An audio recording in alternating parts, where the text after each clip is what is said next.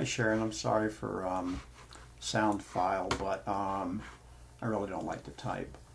So I'll just tell you briefly what my story is. Last year I was involved in I was an admin in a clan, and we had several alliances, and there was a guy that was like a pretty strong character. He was a renegade. I think his name was like Michael. I'd have to go back and check my notes, but it's almost 2 years ago now. So anyway, there was like this big powwow on Skype. It lasted over the whole 4 or 5 days of New Year's. And I mean, it was like a 24-hour-a-day room. People were coming and going all the time, and you could come to your desk, and there were always, 6 or 8 people online talking.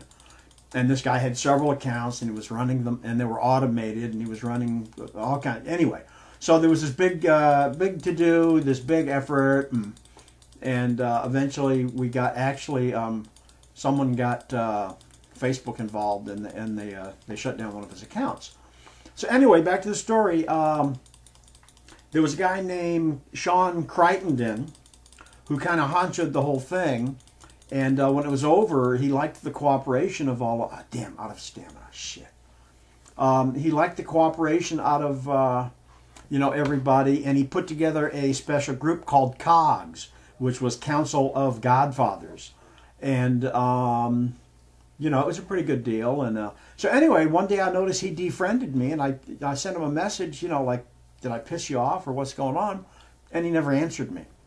Well, I guess about 6 or 7 months later, I get an inbox message from Sean, and he says, he's on his knees, he's humbly apologizing. He thought I was a spy for the Michael Perchender, or whatever his name was. Someone had told him that I was a spy, and I was telling this guy all the stuff we were doing. And